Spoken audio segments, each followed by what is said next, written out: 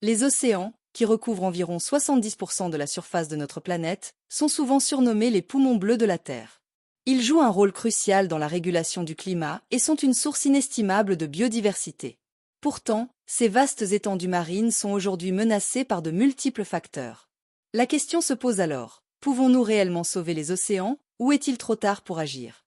Pour répondre à cette question, nous examinerons d'abord les défis majeurs auxquels les océans sont confrontés, puis nous analyserons les solutions proposées pour leur protection, avant de conclure sur les perspectives d'avenir. L'une des menaces les plus insidieuses et persistantes pour les océans est la pollution marine, en particulier la pollution plastique. Cette problématique a pris une ampleur considérable au cours des dernières décennies, au point de devenir une crise environnementale mondiale. Chaque année, environ 8 millions de tonnes de plastique se retrouvent dans les océans. Un chiffre équivalent à un camion à ordures déversant sont contenus dans la mer toutes les minutes. Ces déchets plastiques, qui vont des bouteilles et sacs aux microplastiques invisibles à l'œil nu, se concentrent dans des zones spécifiques des océans, formant des gyres de déchets. L'exemple le plus connu est celui du Pacifique Nord, où la grande zone d'ordures couvre une surface estimée à plus de 1,6 million de kilomètres carrés, soit près de 3 fois la taille de la France. Ce vortex de plastique est une menace directe pour la faune marine. La faune marine est gravement affectée par cette pollution plastique. De nombreuses espèces, notamment les oiseaux marins, les tortues, les poissons et les mammifères marins comme les baleines et les dauphins, ingèrent du plastique en le confondant avec de la nourriture. Les conséquences sont souvent fatales. Le plastique peut obstruer leur système digestif, provoquer des blessures internes, ou entraîner une fausse sensation de satiété qui conduit à la malnutrition. On estime qu'environ 1 million d'oiseaux marins et 100 000 mammifères marins meurent chaque année à cause de la pollution plastique. Les microplastiques, des fragments de plastique de moins de 5 mm, sont particulièrement dangereux. Ils se dispersent dans toutes les couches de l'océan et sont ingérés par les plus petits organismes marins, comme le plancton. Ces particules de plastique pénètrent ainsi la chaîne alimentaire, affectant tous les niveaux trophiques, jusqu'aux poissons consommés par l'homme. Les toxines liées à ces plastiques, comme les phtalates et les bisphénols, peuvent s'accumuler dans les tissus des animaux, augmentant ainsi le risque de contamination chimique tout au long de la chaîne alimentaire. Outre les plastiques, les océans sont également contaminés par une large gamme de produits chimiques, provenant principalement des activités humaines terrestres. Les pesticides utilisés en agriculture, les métaux lourds issus des processus industriels, et les hydrocarbures provenant des marées noires et des fuites de pétrole, se retrouvent inévitablement dans les eaux marines. Ces polluants chimiques sont particulièrement préoccupants en raison de leur capacité à s'accumuler dans les tissus vivants, un processus connu sous le nom de bioaccumulation. Par exemple, les métaux lourds comme le mercure peuvent atteindre des concentrations dangereuses dans les grands prédateurs marins, tels que les thons ou les requins, posant ainsi des risques pour la santé humaine lorsque ces poissons sont consommés.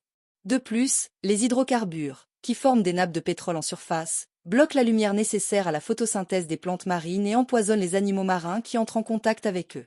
La pollution marine a des répercussions graves et durables sur les écosystèmes océaniques. La dégradation des habitats, comme les récifs coralliens et les mangroves, réduisent la biodiversité et altèrent les fonctions écologiques essentielles, telles que la filtration des nutriments et la protection des côtes contre l'érosion. Sur le plan de la santé humaine, les impacts sont tout aussi préoccupants. Les toxines associées au plastique et aux polluants chimiques peuvent provoquer des troubles hormonaux, des cancers et d'autres problèmes de santé lorsqu'elles sont absorbées par les organismes marins que nous consommons. En outre, la présence croissante de microplastiques dans l'eau potable, les fruits de mer et même le sel de table, soulève des questions sur les effets à long terme sur la santé humaine. La pollution marine, qu'elle soit plastique ou chimique, représente une menace colossale pour les océans et, par extension, pour l'humanité.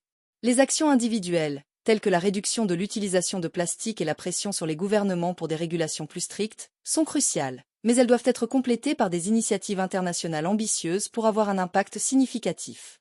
Le temps presse pour inverser ces tendances destructrices et garantir un avenir sain pour nos océans et les générations futures. La surpêche est l'une des pressions anthropiques les plus graves exercées sur les écosystèmes marins. Selon les estimations de l'Organisation des Nations Unies pour l'alimentation et l'agriculture, FAO, environ 34% des stocks de poissons mondiaux sont surexploités, c'est-à-dire pêchés à un rythme qui dépasse leur capacité naturelle à se régénérer. Ce chiffre alarmant traduit une exploitation excessive des ressources halieutiques, menaçant non seulement la survie des populations de poissons, mais aussi l'équilibre des écosystèmes marins dans leur ensemble. L'une des conséquences les plus directes de la surpêche est l'épuisement des espèces de poissons commercialement importantes, telles que le thon, la morue et le cabillaud.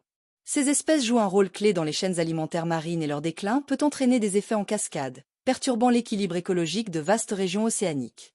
Par exemple, la diminution des prédateurs de premier rang comme le thon peut conduire à une surpopulation de certaines espèces de proies, perturbant ainsi les dynamiques trophiques naturelles. La surpêche entraîne également des prises accessoires ou bycatch, c'est-à-dire la capture involontaire d'espèces non ciblées, comme les dauphins, les tortues marines et les oiseaux de mer. Ces prises accessoires peuvent être fatales pour ces espèces et représentent une perte importante pour la biodiversité marine. De plus, les méthodes de pêche destructives, comme le chalutage de fond, qui racle le fond marin, détruisent les habitats benthiques et provoquent une dégradation irréversible des écosystèmes marins. La destruction des habitats marins est un autre facteur clé qui aggrave l'impact de la surpêche. Les récifs coralliens, les mangroves et les herbiers marins sont parmi les habitats les plus productifs et les plus diversifiés de la planète. Ils jouent un rôle crucial en tant que nurserie pour de nombreuses espèces marines, offrant à la fois nourriture et abri aux jeunes poissons et autres organismes marins. Cependant, ces habitats sont de plus en plus menacés par les activités humaines. Les récifs coralliens, par exemple, sont non seulement affectés par le réchauffement climatique et l'acidification des océans, mais aussi par la surpêche qui perturbe leur équilibre écologique. Les méthodes de pêche destructives, telles que la pêche à la dynamite et au cyanure, contribuent directement à la dégradation des récifs, détruisant non seulement les coraux eux-mêmes, mais aussi les nombreuses espèces qui en dépendent. Les mangroves, quant à elles, sont souvent défrichées pour faire place à l'aquaculture, en particulier la culture de crevettes. Ces écosystèmes côtiers sont essentiels pour la protection des côtes contre l'érosion et les tempêtes, et leur disparition expose non seulement les communautés locales à des risques accrus, mais réduit également la capacité des océans à abriter une biodiversité riche et variée. La destruction des habitats marins, combinée à la surpêche, a des conséquences dévastatrices pour la biodiversité. La perte d'espèces clés peut entraîner une réduction significative de la diversité biologique, compromettant la résilience des écosystèmes marins face aux perturbations environnementales, telles que le changement climatique. Par exemple, les récifs coralliens sains sont capables de se remettre des événements de blanchissement, mais si leur résilience est affaiblie par la surpêche et la destruction de leur habitat, leur capacité de récupération est gravement compromise. En outre, la destruction des habitats marins réduit également les services écosystémiques essentiels fournis par les océans, tels que la production de nourriture, la régulation du climat et la protection des côtes. Ces services sont cruciaux pour le bien-être humain et leur perte pourrait avoir des répercussions socio-économiques importantes, en particulier pour les communautés côtières qui dépendent directement des ressources marines pour leur subsistance. Face à ces défis, des efforts ont été mis en place pour restaurer les habitats marins et promouvoir une gestion durable des pêcheries. La création de zones marines protégées, ZMP, est l'une des stratégies les plus efficaces pour préserver les habitats critiques et permettre la régénération des stocks de poissons. Ces zones, où la pêche et d'autres activités extractives sont limitées ou interdites, offrent un refuge aux espèces marines, leur permettant de se reproduire et de se rétablir. La gestion durable des pêcheries repose également sur l'application de quotas de pêche basés sur des évaluations scientifiques, l'interdiction des pratiques de pêche destructive et la promotion de techniques de pêche sélective qui réduisent les prises accessoires. L'implication des communautés locales dans la gestion des ressources marines est également cruciale pour assurer la durabilité des pêcheries et la protection des habitats. La surpêche et la destruction des habitats marins sont des menaces interconnectées qui mettent en péril l'avenir des océans. La perte de biodiversité et la dégradation des écosystèmes marins affaiblissent la résilience des océans face aux changements environnementaux globaux. Pour protéger ces ressources vitales, il est essentiel de renforcer les efforts de conservation, d'améliorer la gestion des pêcheries et de restaurer les habitats marins dégradés. Ces actions combinées sont cruciales pour garantir la durabilité des océans et des communautés qui en dépendent. Le changement climatique se manifeste de manière particulièrement aiguë dans les océans, qui absorbent plus de 90% de la chaleur excédentaire générée par les émissions de gaz à effet de serre. Ce réchauffement des océans a des conséquences multiples et interdépendantes sur les écosystèmes marins. L'une des premières conséquences du réchauffement des océans est la modification des courants marins. Ces courants, qui agissent comme un système de régulation thermique globale, sont essentiels pour la répartition de la chaleur, des nutriments et des espèces marines. Les changements dans ces courants peuvent entraîner des perturbations majeures, notamment la migration des espèces vers des latitudes plus tempérées ou des profondeurs plus grandes, où les conditions sont plus favorables. Par exemple, certaines espèces de poissons migrent vers le nord, ce qui peut déséquilibrer les écosystèmes locaux et affecter les industries de la pêche. Le réchauffement des océans perturbe également les cycles de vie des espèces marines. De nombreux organismes marins, tels que les poissons, les crustacés et les mollusques, dépendent de températures spécifiques pour leur reproduction et leur croissance. Des températures plus élevées peuvent accélérer le métabolisme de ces espèces, les poussant à se reproduire plus tôt ou plus rapidement, ce qui peut perturber les cycles alimentaires et les écosystèmes marins dans leur ensemble. L'un des effets les plus visibles du réchauffement des océans est le blanchissement des coraux, un phénomène qui menace les récifs coralliens du monde entier. Les coraux vivent en symbiose avec des algues microscopiques appelées ooxanthelles, qui leur fournissent l'énergie nécessaire grâce à la photosynthèse. Lorsque les températures de l'eau augmentent, les coraux stressés expulsent ces algues, perdant ainsi leur couleur vive et leur principale source de nourriture. Le blanchissement des coraux est souvent un signe précurseur de la mort des récifs coralliens, car sans les zooxanthelles, les coraux ne peuvent pas survivre longtemps. Les récifs coralliens sont des écosystèmes extrêmement riches en biodiversité, abritant environ 25% de toutes les espèces marines. Leur destruction entraîne une perte massive de biodiversité et compromet les services écosystémiques qu'ils fournissent, tels que la protection des côtes contre les tempêtes et l'érosion, ainsi que la fourniture de nourriture et de moyens de subsistance pour des millions de personnes. En plus du réchauffement, les océans absorbent également environ un tiers du dioxyde de carbone, CO2, émis par les activités humaines. Ce processus, bien qu'important pour ralentir le réchauffement global, entraîne une acidification des océans. L'augmentation du CO2 dissous dans l'eau de mer réduit le pH des océans, rendant l'eau plus acide. L'acidification des océans a des effets dévastateurs sur les organismes calcifiants, qui dépendent du carbonate de calcium pour former leurs coquilles et squelettes. Les coraux, les mollusques, comme les huîtres et les moules, et certaines espèces de plancton sont particulièrement vulnérables. Une eau plus acide rend la formation de carbonate de calcium plus difficile, fragilisant ces organismes et compromettant leur survie. Les conséquences de l'acidification ne se limitent pas aux organismes calcifiants. Toute la chaîne alimentaire marine est affectée, puisque ces organismes constituent la base de nombreux écosystèmes marins. Par exemple, le plancton calcifiant, qui est une source de nourriture pour de nombreux poissons, est directement menacé par l'acidification, ce qui pourrait entraîner un effondrement des populations de poissons et, par extension, des pêcheries mondiales. Les effets combinés du réchauffement et de l'acidification des océans aggravent la vulnérabilité des écosystèmes marins. La perte de biodiversité, la perturbation des cycles biologiques et la dégradation des habitats marins ont des conséquences directes sur les services écosystémiques dont dépendent des milliards de personnes à travers le monde. Les récifs coralliens, par exemple, ne protègent plus les côtes de manière aussi efficace, ce qui expose davantage de populations côtières aux risques liés aux tempêtes et à l'érosion. En outre, les changements climatiques affectent la productivité des océans. Le réchauffement des eaux de surface peut entraîner une stratification accrue des océans, limitant le mélange des eaux et la distribution des nutriments nécessaires à la croissance du phytoplancton, base de la chaîne alimentaire marine. Une diminution de la productivité primaire peut avoir des répercussions en cascade sur l'ensemble de l'écosystème océanique, affectant la disponibilité des ressources marines pour les populations humaines. Le changement climatique représente une menace grave et complexe pour les océans. Le réchauffement, le blanchissement des coraux et l'acidification des océans affectent non seulement la biodiversité marine, mais aussi les millions de personnes qui dépendent de ces écosystèmes pour leur survie. Il est crucial d'agir rapidement pour atténuer ces impacts, en réduisant les émissions de gaz à effet de serre, en protégeant les habitats marins et en soutenant les efforts de recherche pour mieux comprendre et combattre les effets du changement climatique sur les océans. Face à l'ampleur des menaces qui pèsent sur les océans, la communauté internationale a reconnu la nécessité d'agir collectivement pour protéger ces écosystèmes vitaux. Parmi les principales initiatives internationales, l'Accord de Paris, adopté en 2015, est une étape cruciale. Cet accord, qui vise à limiter le réchauffement climatique à 1,5 degré Celsius au-dessus des niveaux pré-industriels, a des implications directes pour les océans. En réduisant les émissions de gaz à effet de serre, les pays signataires s'engagent à atténuer les impacts du réchauffement des océans, tels que le blanchissement des coraux et la perturbation des courants marins.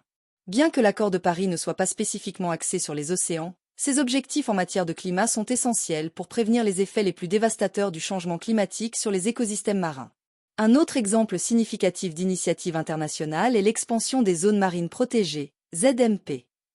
Ces zones, qui couvrent actuellement environ 7,5% des océans mondiaux, sont des espaces où les activités humaines telles que la pêche, l'extraction minière et le tourisme sont strictement réglementées ou interdites. Les ZMP jouent un rôle crucial dans la conservation de la biodiversité marine en fournissant des refuges où les espèces peuvent se reproduire et se régénérer sans être perturbées. Des études montrent que les populations de poissons peuvent augmenter de manière significative à l'intérieur des ZMP, ce qui, à long terme, profite également aux zones de pêche situées en périphérie. Cependant, pour que ces initiatives soient pleinement efficaces, il est crucial d'améliorer la gestion et la surveillance des ZMP. De nombreux pays, en particulier les pays en développement, manquent des ressources nécessaires pour faire respecter les règlements dans ces zones, ce qui limite leur efficacité.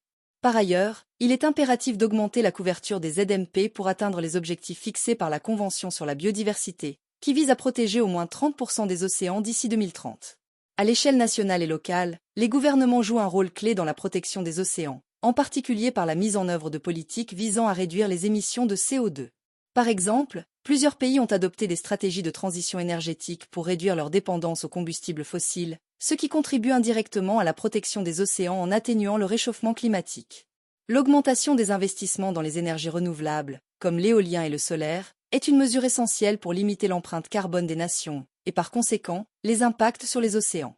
En outre, la gestion durable des pêcheries est une priorité pour de nombreux gouvernements. L'instauration de quotas de pêche basés sur des données scientifiques solides permet de prévenir la surpêche et de garantir la viabilité des stocks de poissons à long terme. Par exemple, dans l'Union européenne, la politique commune de la pêche, PCP, a introduit des quotas pour diverses espèces, ainsi que des mesures pour réduire les captures accessoires et protéger les habitats marins vulnérables. Bien que la mise en œuvre de ces politiques rencontre parfois des défis, notamment en raison de la résistance de certaines industries de la pêche, elles sont essentielles pour assurer la durabilité des ressources marines. Les gouvernements locaux jouent également un rôle dans la protection des océans, en particulier dans les zones côtières. Ils peuvent, par exemple, mettre en place des programmes de restauration des habitats marins, comme les récifs coralliens ou les mangroves, qui jouent un rôle crucial dans la protection des côtes et la biodiversité. La gestion des zones côtières, y compris la régulation du développement immobilier et la prévention de la pollution par les eaux usées, est également cruciale pour protéger les écosystèmes marins. Au-delà des actions gouvernementales et internationales, les initiatives individuelles sont également essentielles pour la protection des océans. Chaque personne peut contribuer à la réduction de la pollution marine en adoptant des comportements éco-responsables.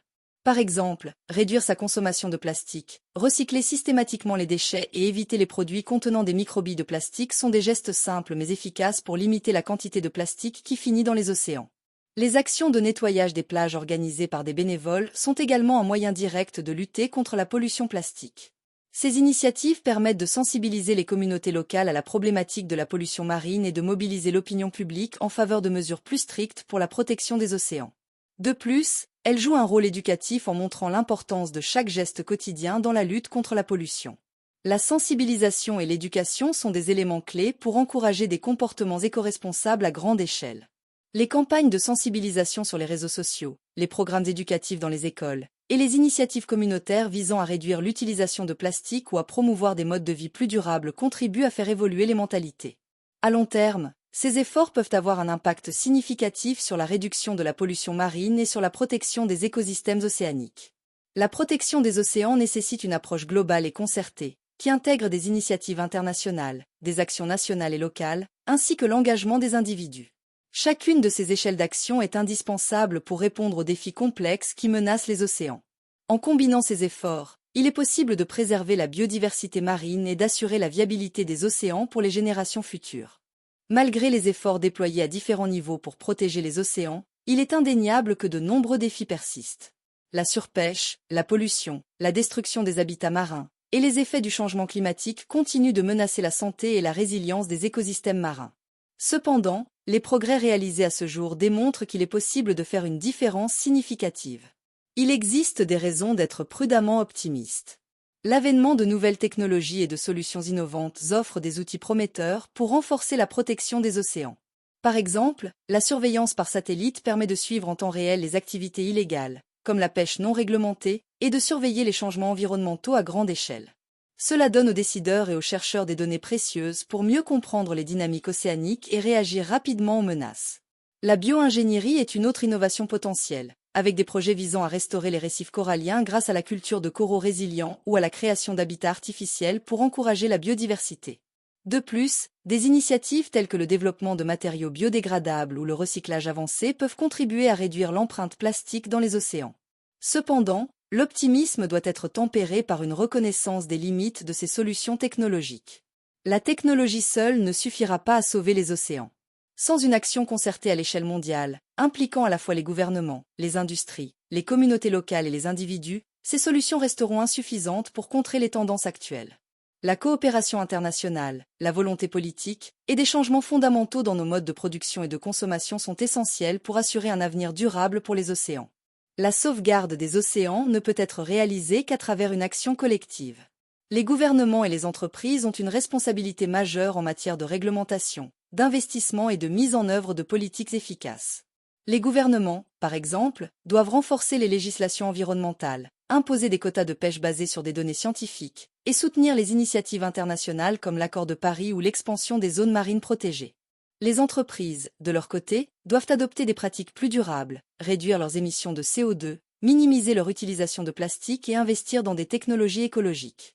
Les individus jouent également un rôle crucial dans la protection des océans.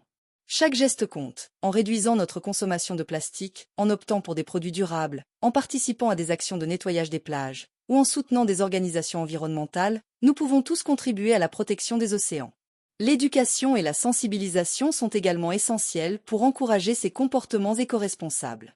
Informer les générations futures sur l'importance des océans et les menaces auxquelles ils sont confrontés est crucial pour garantir une continuation des efforts de conservation. En fin de compte, sauver les océans est une responsabilité collective. Aucun acteur, qu'il s'agisse des gouvernements, des entreprises ou des citoyens, ne peut résoudre ces problèmes seul. C'est par la coopération mondiale, le partage des connaissances et l'engagement de tous que nous pourrons protéger les océans pour les générations futures. Les océans sont une ressource commune, vitale pour l'équilibre de notre planète et la survie de l'humanité. Leur protection est donc une priorité absolue qui doit mobiliser tous les secteurs de la société. Pour conclure, les océans sont confrontés à des menaces graves, mais pas insurmontables. Grâce à des initiatives internationales, des actions locales et un engagement individuel, nous pouvons espérer un avenir où les océans continuent de jouer leur rôle vital pour notre planète. Cependant, il est crucial de maintenir la pression pour que ces efforts se traduisent par des résultats tangibles. La question n'est pas seulement de savoir si les océans peuvent être sauvés, mais si nous sommes prêts à faire ce qu'il faut pour y parvenir.